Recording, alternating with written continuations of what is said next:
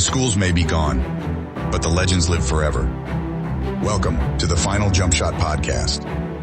Here's your host, Marcus Carlton.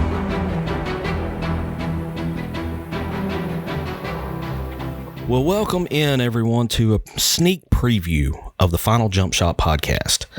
I am your host, Marcus Carlton, and I want to tell you the backstory on how this podcast came to life. Now, for those of you listening who don't know me and don't know my background, I'm the product of a very small high school in Northeast Arkansas. Biggers Reno was the name of the school. Now, when I say small, I mean really, really small. We're talking less than 250 students, kindergarten through 12th grade. From the basketball perspective, if you think of the movie Hoosiers, that pretty much described Biggers Reno basketball to a T.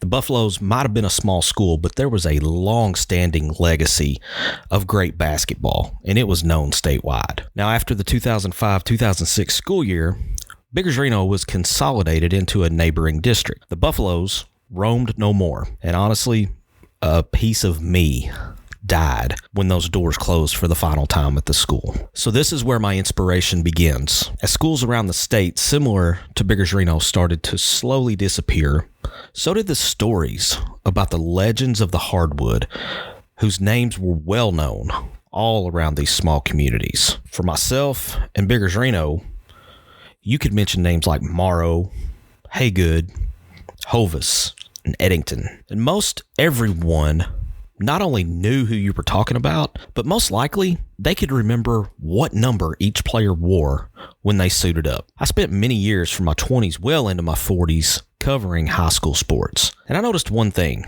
There was a lot of passion at nearly every school that I covered, but it never matched the passion that I saw from small schools. Now, for a long time, I didn't think much about this. I just kind of chalked it up to the fact of my own bias. I was a product of a small school, so to me, it was not going to get any better than that. That was top notch for me. It was around this same time that I noticed not just the names from Biggers Reno were starting to fade, but the names of some of these legends that I had heard about as I was growing up, they were starting to disappear as well.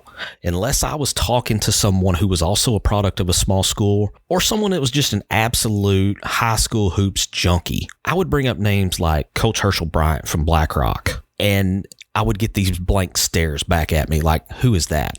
Now, this really bothered me. Small schools had always gotten a bad rap just for being small. Now, the one thing that we had been known for was not only ripped away from us, but these legacies of the people that built the basketball namesakes.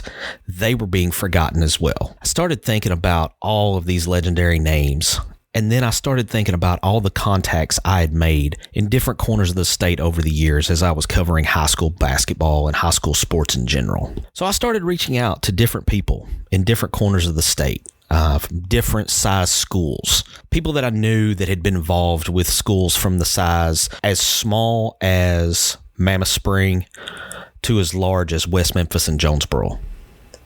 And I kept asking the same question over and over. Of all the basketball that you've seen over the years, who's the best small school basketball player you remember? The response I got was overwhelming. It didn't matter if this was a person from Jonesboro or Valley View or West Memphis, or somewhere like Bay. I got a tremendous amount of feedback. Instead of just getting text messages or replies to Facebook messages or whatever, I started getting voice messages in because they would send me the message and it'd be like, hey, this is too much to text, so I'm just going to talk through this. So I've got an example here of one clip that I've got. This is about a guy that played at Leachville High School in the 1950s. His name was Jerry Lee Atkinson. And this clip was sent to me by his daughter. It's a story about how her dad's legacy of being such an outstanding basketball player followed her all the way to college.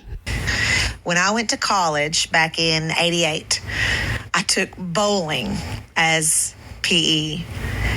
And I had a coach, and he was the track coach. The first day of class, he was calling row, and my maiden name was Atkinson. And he said, Atkinson. And I raised my hand. And he said, from Leachville. And I was just shocked because this is at UCA in Conway, which back then my world was small. And I said, yes, sir. And he said, is your dad Jerry? And I said, yes, sir. He said, I hate your dad. Of course, we laughed, and I said, you must have played basketball. This is just one example of the type of stories that I'm hoping to bring back to the spotlight with the Final Jump Shot podcast. I hope I've helped some of the listeners understand my why for this project and the direction that I'm going to try to go with this. I hope that in some way, this will help keep the legacy of teams like Leechville and, of course, my beloved Mighty Buffaloes alive for future generations. Appreciate everyone listening. Stay tuned because there's more episodes coming. High school hoops in Arkansas has a long list of legends that everyone knows. Names like Sidney Moncrief, Corliss Williamson, and Joe Johnson. What if I told you there were high school legends that have been forgotten? Legacies erased from history when their schools were lost to consolidation. Names like Ricky Norton, Scotty Pierce, the Morrow Brothers, and countless others.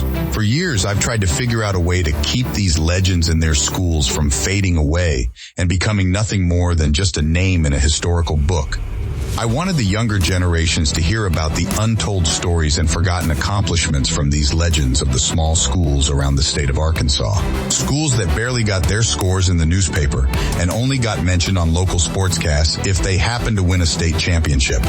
Schools like Biggers Reno, Oil Trough, and Parkdale. Cam Productions presents the Final Jump Shot podcast, coming soon to your favorite podcast provider.